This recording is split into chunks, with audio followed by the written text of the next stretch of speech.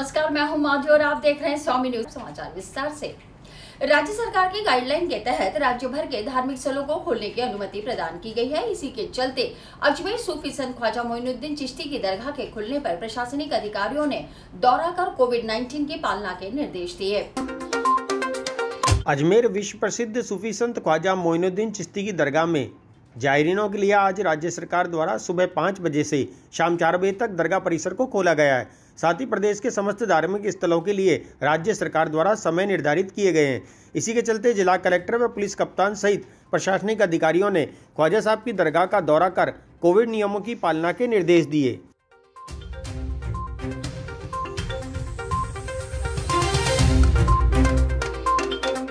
कोविड-19 में जो गवर्नमेंट की तरफ से रिस्ट्रिक्शन थी उसमें कुछ रियायतें और दी गई हैं, जिसके तहत आज 28 तारीख से धार्मिक स्थल भी खोलने की अनुमति दी गई है सुबह 5 बजे से लेकर शाम को 4 बजे तक।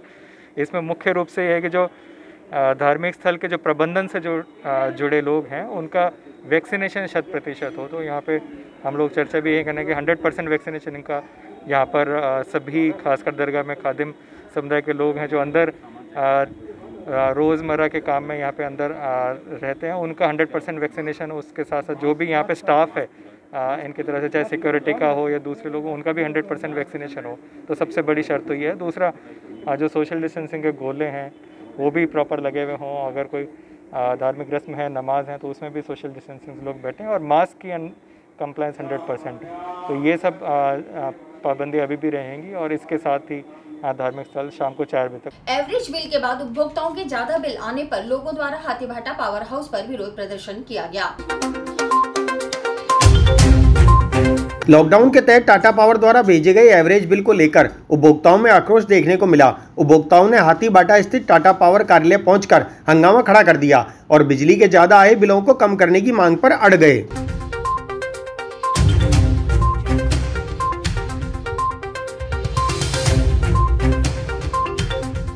ये अगले महीने हमारे 1438 रुपये बिल आ रहे और बिना रीडिंग के आए बिल, वो हमने बिल जमा किया। फिर अभी इन्होंने बिल भेज दिया अभी 62 दिन करके, 62 दिन के कह रही है आपको 2080 रुपये भरने पड़ेंगे, 2080 रुपये।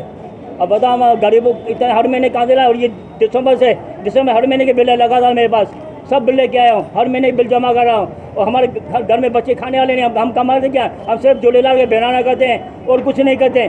साईं झूलेलाल का बहरा कर हमें खाने के लिए पैसा नहीं है। बच्चों को कहाँ से खिलाएं, कहाँ से बच्चों को भूखे मरें क्या। अब बताओ, इससे तो हमारी वो सरकार अच्छी थी, बोला नहीं पढ़ाई सरकार अच्छी थी, कम से कम 2 महीने का बिल आता था और सही आता था। अभी ये हर महीने बिल भेज रहे हैं, फिर भी लूट मार कर रहे हैं। और ये तो एसी में बैठे आराम से, आराम की तनख्वाह खा लें। हम तो भूखे मरे, हम बच्चों को कहाँ लेके जाए बताओ। और ये इनके पास जाओ, शिकायत करने जाओ तो क्या ये बिल तो जमा करना पड़ेगा आपको। बिल जमा थोड़े करो, करना पड़ेगा जमा। आया था बिना रीडिंग के बिल 1490 रुपये, तो वो मैंने भर दिया। अब आया कह रहे कि अब तुम्हारा मीटर फास्ट भाग रहा है क्या, गर्मियों की वजह से। तो अगली बार भी तो गर्मी था ना, अगले महीने गर्मी नहीं था। ये क्या है, 1490 रुपये। अभी आया 5224 रुपये 1 महीने में, 27 दिन में। देख लो आप, तारीख देख लो ना आप खुद। अब ये देखो लॉकडाउन में जहाँ पे दुकानें बंद है, जहाँ पे काम धंधा नहीं है, यहाँ से 1 महीने की तनख्वाह कहाँ जमा कराऊँ मैं। तुम बताओ, तनख्वाह ही नहीं है, कहाँ कराऊँ मैं।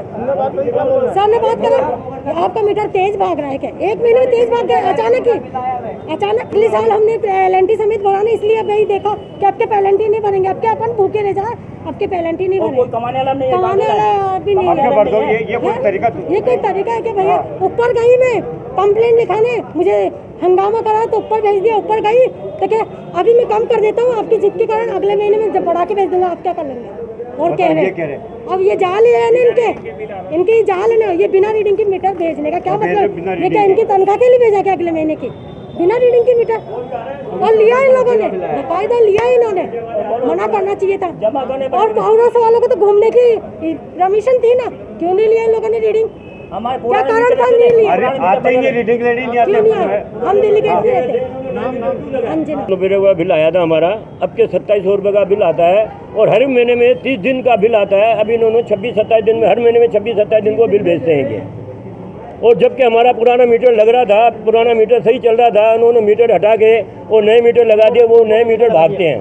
कंप्यूटर वाले कंप्यूटर द्वारा मीटर भागते हैं। हमारा बिल हमारा ज़्यादा आया है, 400 रुपये 90 रुपये का पहले अगले महीने में बिल आया था, इस दफे 2700 रुपये का बिल आया। नहीं हमारे पास AC है, नहीं कूलर है, सिर्फ ट्यूबलाइट जलती है और फिर जो है वो ये सुनते ही नहीं है, कोई नहीं सुनते। ये तो बोलते हैं बिल आपको भरना पड़ेगा, बिल आपको भरना पड़ेगा, भरना पड़ेगा, नहीं भरे तो बिजली काट देंगे, सीधी धमकी। बहुत परेशानी हो रही भाई साहब, घर पे रोटी खाने के लिए कमाने का कोई साधन नहीं है, हम बिल भर। पुष्कर ब्रह्म मंदिर के कपाट खुलने पर सामाजिक कार्यकर्ताओं ने खुशी जताई। वहीं कार्यकर्ताओं ने कहा कि अस्पताल के लिए चयनित भूमि को बदलने के लिए भी प्रशासन को सद्बुद्धि मिले, इसके लिए ब्रह्मा जी से प्रार्थना की जा रही है। राज्य सरकार की नई गाइडलाइन के तहत धार्मिक स्थल खोलने के फैसले का पुष्कर वासियों ने स्वागत किया। साथ ही सामाजिक कार्यकर्ताओं द्वारा ब्रह्मा जी के चरणों में अर्जी लगाकर अस्पताल के लिए चयनित भूमि बदलवाने के लिए प्रार्थना की गई और हठ धर्मियों को सद्बुद्धि देने की भी मांग की गई।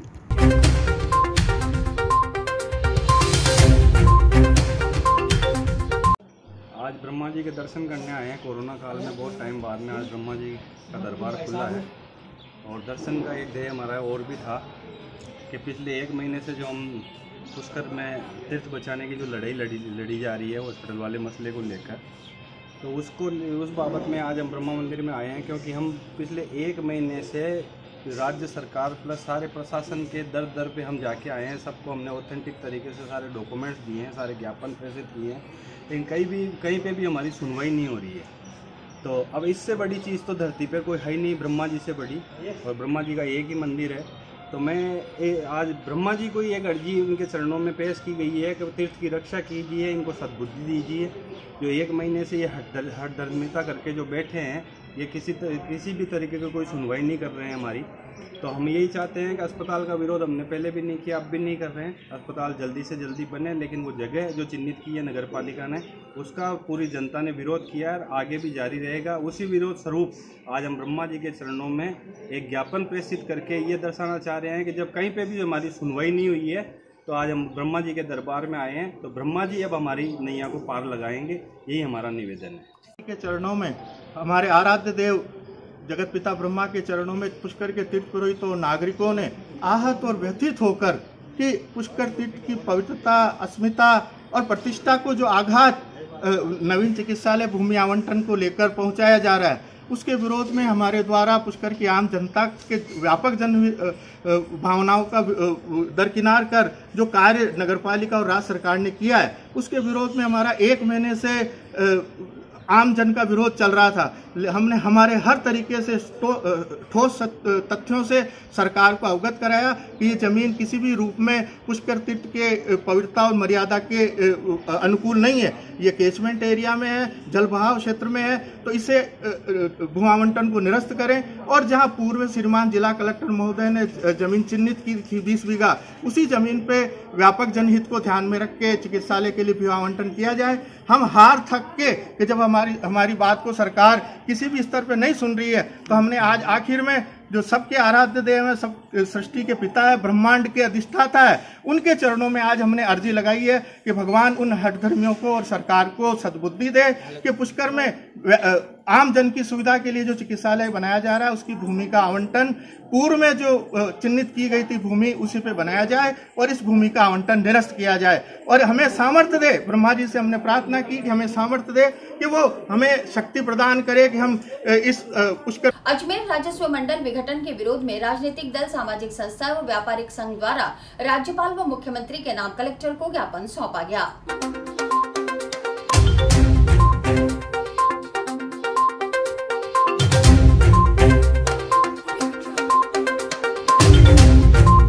राजस्थान रेवेन्यू वार अजमेर राजस्थान राजस्व मंडल विखंडन के उपलक्ष्य में हम आज कलेक्टर साहब को महामहिम राज्यपाल के और मुख्यमंत्री के नाम ज्ञापन देना है और कहना है कि किसी भी कीमत पे हम लोग राजस्व मंडल का विखंडन नहीं होने देंगे। ये अजमेर की अस्मिता का सवाल है। अजमेर का होटल व्यवसायी के लिए और व्यापारी संघ के लिए, सबके लिए एक बहुत ही ज़्यादा दुखद बात है कि अगर चले जाता है। और राजस्व मंडल जो मिला है हमें, राजस्व मंडल का विघटन अगर होता है तो यहाँ पर कुछ भी नहीं बचेगा। राजस्व मंडल हमें राजस्थान स्टेट के मर्जर के टाइम हमें एक सौगात के रूप में मिला था और अधिकार के रूप में मिला था, और उसी के तहत हम आज उसका विरोध में कलेक्टर साहब को ज्ञापन देना है। जब अजमेर राज्य का राजस्थान राज्य में विलय हुआ था तो उस समय समझौते के तहत राजस्व मंडल अजमेर, लोक सेवा आयोग, राजस्थान माध्यमिक शिक्षा बोर्ड सहित महत्वपूर्ण विभाग अजमेर को दिए गए थे। परंतु बड़े दुर्भाग्य की बात है कि धीरे धीरे अजमेर से जो प्रमुख कार्यालय हैं उनका विखंडन किया जा रहा है, उनका विकेंद्रीकरण किया जा रहा है। इसी कड़ी में राजस्व मंडल का आयुक्तालय बनाकर यहाँ से टुकड़े करने का प्रयास किया जा रहा है राज्य सरकार द्वारा। हमारे राजस्व एसोसिएशन के अध्यक्ष सुरेंद्र सिंह शर्मा और वीरेंद्र सिंह जी राठौड़ के नेतृत्व में अजमेर के तमाम राजनीतिक दलों ने, अजमेर के तमाम सामाजिक संगठनों ने, व्यापारिक संगठनों ने सरकार के इस प्रयास का पुरजोर विरोध किया है। कल इस संदर्भ में एक मीटिंग आयोजित की गई जिसमें संकट समिति का गठन किया गया।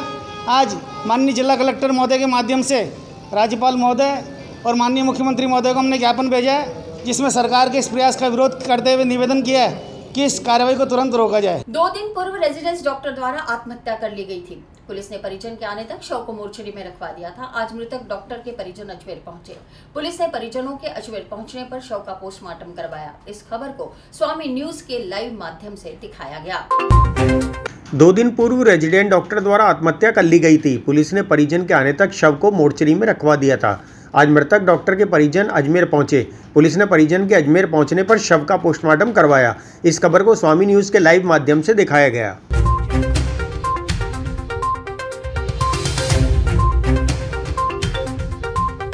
अक्षय अंकारा जी के परिजन आ चुके हैं, बोर्ड दर्ज कर ली। आज मेडिकल बोर्ड से इसका पोस्टमार्टम किया जाएगा और इसके बारे में फिर अनुसंधान किया जाएगा किन परिस्थितियों में ये इस तरह की घटना। सर क्या कारण है मौत का, अब तक क्या ये अभी तक नहीं बता सकते हैं। बाकी डॉक्टर साहब ने जो घटना की, अब जब रिपोर्ट दर्ज होगी उसके बाद जब तहकीकात की जाएगी जब भी कोई तथ्य सामने आएगी। मौत के होने का कारण किस तरह फांसी लगाई है? नहीं, उन्होंने ड्रिप चढ़ा रखी थी तो संभवतः उनको इंजेक्शन लगाया। बाकी पोस्टमार्टम से रिपोर्ट इसकी क्लियर होगी। मेरे साथ मेरे भाई, उनके फादर, उनके मैटरनल अंकल, हम लोग कल रात को 9 बजे महाराष्ट्र से यहाँ अजमेर आ चुके हैं एयरबस से। बहुत दुखद की घटना हो चुकी है। हमें 25 तारीख को 9:42 को पता चला, उनकी माँ को शायद पता चला। उनकी माँ ने 1 ही मिनट में उनके हस्बैंड को बताया कि अपना लड़का अक्षय नो हो, तो उससे फिर बातचीत नहीं हुई। वो और एक दूसरी दुर्घटना होगी, उनका माँ का भी देहांत हो गया उसी टाइम पे 2-3 मिनट में। फिर फादर से बातचीत हुई तो आधा घंटे के बाद पुलिस पर्सनल और यहाँ के कुछ उनके बैचमेट ने उनके फादर से बातचीत हुई, वो भी ड्राइविंग करके आ चुके थे। फिर लगातार उनके वाइफ से बात नहीं हुई। यह घटना हमारा लड़का गया, उनकी माँ गई, हम पूरा वहाँ का क्या कम करके कल आ गए। देखेंगे, अभी बॉडी देख चुके हैं। पुलिस ऑफिसर कोऑपरेटिव है अरविंद सिंह जी, हमारी बातचीत हुई है, उन्होंने कोऑपरेशन किया है। हम बॉडी देख चुके हैं, वहाँ का लोकेशन देख चुके हैं। अभी जो पुलिस फॉर्मेलिटी और ये मेडिकल कॉलेज का जो भी प्रोफेसर पैनल का फॉर्मेलिटी चल रहा है, हमें साथ दे रहे हैं, हम भी उनको साथ दे रहे हैं। सर आप लोगों की बात हुई थी कि इंसिडेंट से पहले? अच्छा, इंसिडेंट से पहले उनसे माँ और उनके फादर तीनों से कम 2 मिनट बात होती थी, हमेशा बात होती थी। वो बात से कुछ भी नहीं लग रहा था कि वो कुछ लग रहा था, वो ठीक ठाक से एग्जाम के। बढ़ते डीजल के दामों के विरोध में all India motor transport Congress के आह्वान पर अजमेर जिले में भी मोटर ट्रांसपोर्ट ऑपरेटर हड़ताल पर रहे। ट्रकों के चक्के जाम कर ट्रांसपोर्ट ऑपरेटर्स ने काला दिवस मनाया। All India motor transport Congress के आह्वान पर बढ़ते डीजल पेट्रोल दामों के विरोध में अजमेरू ट्रांसपोर्ट विकास समिति द्वारा काला दिवस मनाया गया। साथ ही समिति द्वारा राजस्थान सरकार से डीजल पर लग रहे 38% टैक्स को कम करने की भी मांग की गई। हमारी मांगे पूरी करो। All India motor transport Congress के आह्वान पर अजमेरू थोक ट्रांसपोर्ट विकास समिति के हम सभी मेंबर हैं और आज हमने यहाँ पर ट्रकों का ब्लैक डे मनाया गया है क्योंकि डीजल के अंदर बेतहाशा वृद्धि हो रही है और केंद्र सरकार और राज्य सरकारें किसी तरह से अपनी मनमानी कर रही है, टैक्स के अंदर वृद्धि करती जा रही है और ट्रांसपोर्ट व्यवसाय मंदी के दौर से गुजरता जा रहा है। कोरोना की मार और ऊपर से आए दिन के अंदर 2 बार डीजल की रेटें की बढ़ोतरी के विरोध के अंदर आज ब्लैक डे मनाया गया। मतलब आए दिन डीजल की रेटें जो 100 रुपये लीटर की तरफ बढ़ती जा रही है और हम केंद्र सरकार से बार बार मांग कर रहे हैं कि इसको जीएसटी के दायरे में लाया जाए ताकि टैक्स कम हो। और हम राजस्थान सरकार से भी अनुरोध कर रहे हैं कि जो 38% टैक्स लगा रखा है डीजल के ऊपर, वो डीजल की रेट पे अगर दूसरी राज्य सरकारों के हिसाब से टैक्स लगाएं तो यहाँ पर 8 से 10 रुपये लीटर डीजल राजस्थान में भी कम हो सकता है। पहले गुजरात और महाराष्ट्र के अंदर डीजल की रेटों में टैक्स ज़्यादा था, वहाँ पर रेटें तेज़ थी, परंतु आज 4 रुपये लीटर डीजल सस्ता है वहाँ पर। तो हम राजस्थान सरकार से भी अनुरोध कर रहे हैं कि भाई टैक्स कम करा जाए।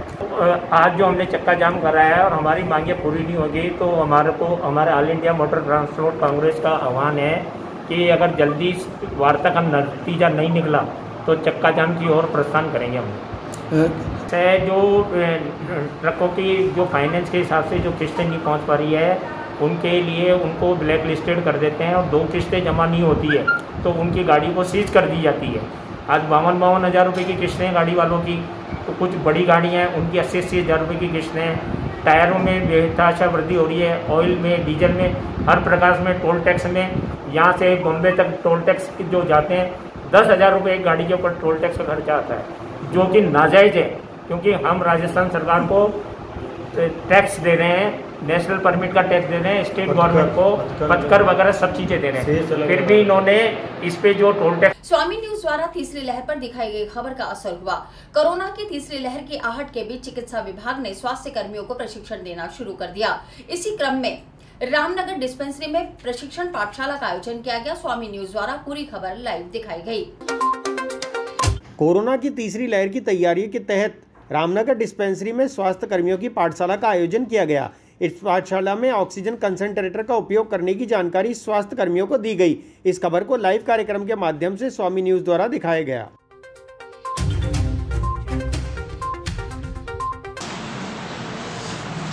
आपका इलीगल रेगुलेशन करेंगे ना आप लोग, पेशेंट आपके पास में आया, हॉस्पिटल में आया, 2 दिन उसको लेके आते हैं, तो आपको क्या मालूम है कि उसको ऑक्सीजन देनी नहीं देनी, कैसे क्या करें? इलीगल कुछ भी नहीं है आपके पास में। पहला जो टेस्ट है ना आपका, तो आप तो बैठे हुए पेशेंट आपके पास में आ रहा, आने के साथ में आप कैसे मालूम करोगे कि भाई इसको फटाफट एडमिट रहना है, इसको ऑक्सीजन जरूरत है, भाई जल्दी फटाफट इसको एडमिट आओ, कैसे मालूम करोगे आप? मान लो आप रास्ते में जा रहे हो, कोई पेशेंट है वहाँ पे ना, अपना कोई रास्ते में गिरा हुआ है या फिर उसको लेके जा रहा है, तो आप उसकी कैसे हेल्प कर सकते हैं? आपको क्या मालूम है, कैसे मालूम करोगे कि इसको ऑक्सीजन जरूरत है? अनलॉक 4 गाइडलाइन के तहत धार्मिक स्थलों को भी अनलॉक कर दिया, जिसके बाद सोमवार सुबह से ख्वाजा के दर पर जायरीनों का पहुंचना शुरू हो गया। इस बीच एक परिवार अपने नवजात बच्चे को लेकर गरीब नवाज की चौखट पर आया और दरगाह की सीढ़ियों पर बच्चे को रखकर मन्नत पूरी होने का शुक्राना अदा किया। राज्य सरकार के आदेश अनुसार धार्मिक स्थल खोलने की अनुमति मिलने के बाद सूफी संत ख्वाजा मोइनुद्दीन चिश्ती की दरगाह में जायरीनों की आवक शुरू हो गई है। इस पर एक परिवार अपने नवजात बच्चे को लेकर गरीब नवाज की चौखट पर आया और दरगाह के निजाम की सीढ़ियों पर बच्चे को रखकर मन्नत पूरी होने का शुक्राना अदा किया।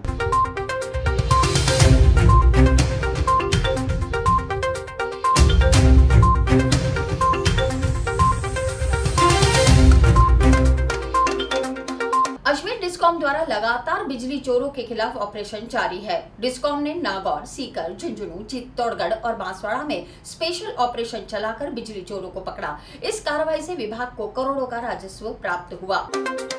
अजमेर डिस्कॉम के प्रबंध निर्देशक वीएस भाटी ने जानकारी देते हुए बताया कि अजमेर डिस्कॉम द्वारा नागौर, सीकर, झुंझुनू, चित्तौड़ और बांसवाड़ा में स्पेशल ऑपरेशन चलाया गया, जिसके तहत 4131 बिजली चोरी की वारदातों को पकड़ा गया, साथ ही मुकदमे दर्ज किए गए। इस पूरी कार्रवाई से विभाग को 7 करोड़ रुपए से ज़्यादा का राजस्व प्राप्त हुआ है। विभाग की ये कार्रवाई लगातार जारी रहेगी। आगे वीएस भाटी ने जानकारी देते हुए बताया कि कार्रवाई से ईमानदार और समय पर भुगतान करने वाले ग्राहकों को बिलों में सुविधा मिलेगी, जबकि चोरी करने वालों को प्रशासन और विभाग का भय होगा।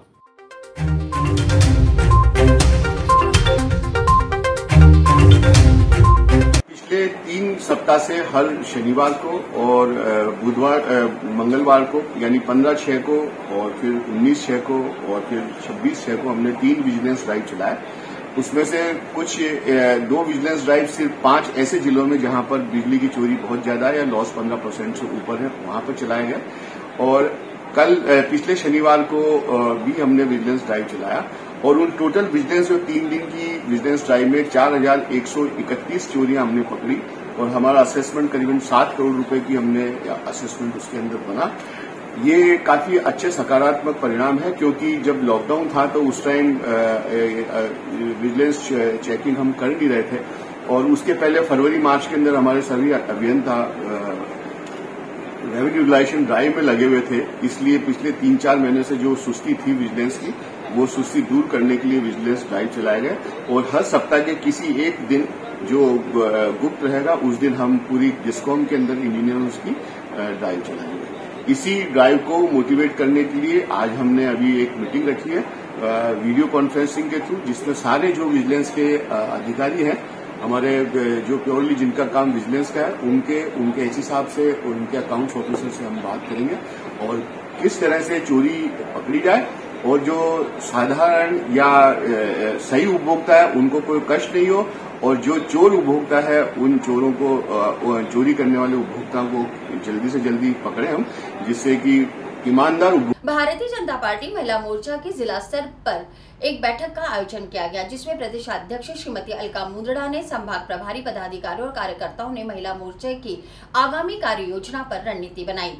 भाजपा महिला मोर्चा की प्रदेश अध्यक्ष ने अजमेर आगमन पर जानकारी देते हुए बताया कि महिला मोर्चा की क्या महत्वपूर्ण भूमिका हो सकती है और समाज क्षेत्र के कार्यक्रम भी हैं। साथ ही पार्टी द्वारा प्राप्त हुए आदेश व कार्यक्रम को सुचारू रूप से चलाने के लिए एवं जिले में गठन को लेकर भी महत्वपूर्ण विषय पर चर्चा की जाएंगी।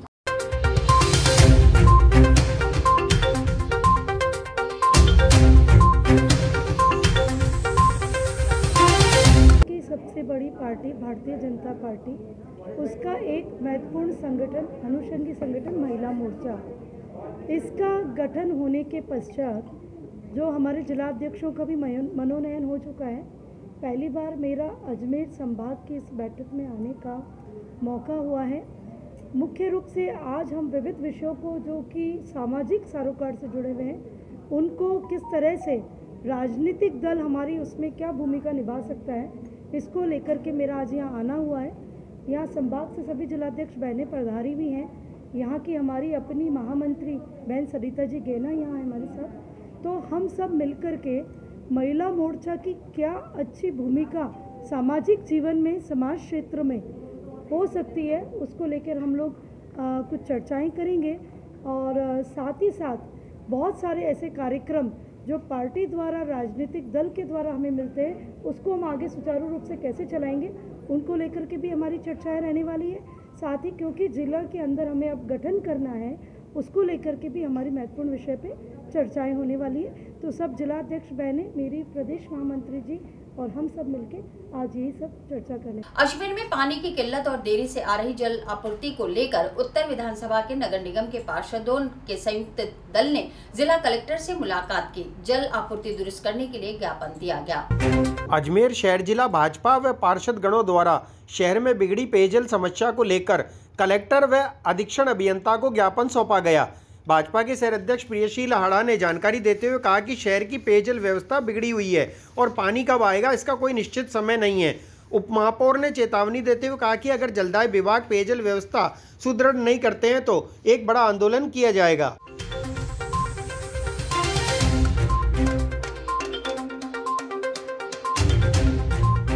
मोती मानस सून, बिन पानी सब सून। लेकिन अजमेर के पानी की समस्या का रहबर कौन?